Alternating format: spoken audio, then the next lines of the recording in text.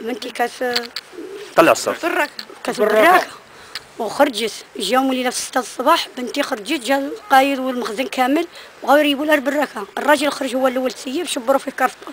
بنتي تبعثوا شبروا فيها، ضربها القايد بالركله، طحت زعلنا الدم من اخرها، هزت الابيض ديالو. المهم القايد هزه داهم محمد السادس، فتحوا بنتي، جبدوا لها الدريه، جابوا هنا في السبيطار. هذا ماتت.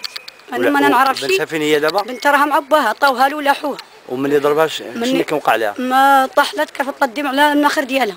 ياك بنتي انا بعيده. انت شفتي بنتك في السبيطار؟ شفتها عزيزه، كانت موسيها من علم الله. انا ما هضرتيش معاها؟ ما هضرتش معاها مره. هنا بمحمد الخامس ما هضرتش معاها.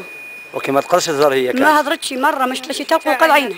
عييت ماني بدون تشاحط، لا هذا اللي رميني على هذا. وملي كتسقسيهم كيقول لك ما عارفينش فين هي؟ ما عرفتوش. البارح نهار ندور هنا عاد الجواز كيهزوني. ما عرفني حتى شي واحد فيانا، وانا عبحدي لا تخاي لا راجلي لا حتى واحد. وبنتها المسكينه اللي تولدت فين هي؟ بنتها عطاوها له، راه هكذا مع باها. البارح عاد جبناها لهم هنا، عاود راهم عطاوها لنا. وشحال هي ساكنه بنتك في تما؟ عام و8 شهور. عام و8 شهور ساكنه في براكه؟ عام و8 شهور. ما عمرهم ريبوا لها؟ ريبوا المره الاولى، وهذه المره الثانيه.